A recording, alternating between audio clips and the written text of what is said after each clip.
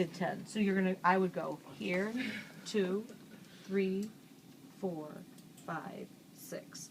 But you also need to go outside. So I don't know if you're gonna do these from the front or the back. Okay.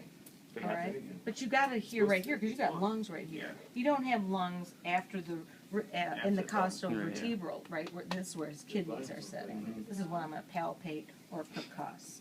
But 1, 2, 3, 4, 5, 6.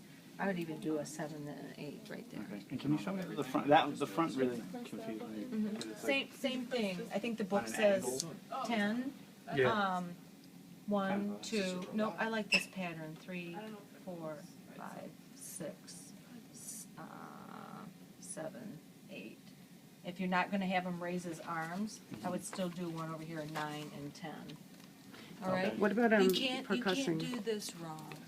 As long as you're Getting listening close. to the entire lung field. And you're going to do, nobody's going to be watching you count when you're practicing.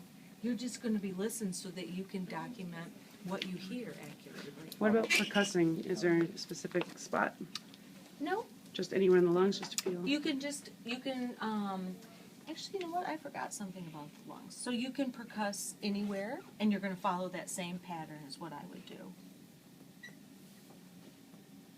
Another thing I do with patients is I find their spine, and I put my finger on each side of their spine, and then I say, Adam, take a deep breath, and I watch my hands. And a lot of patients who have a lung that's like collapsed, or maybe they've had lung surgery, one hand will go out and one hand will stay just the same.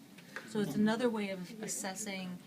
You know, right now we have so much technology, but you might join the Peace Corps someday and you're in the bush and you need to assess somebody's or your own lungs.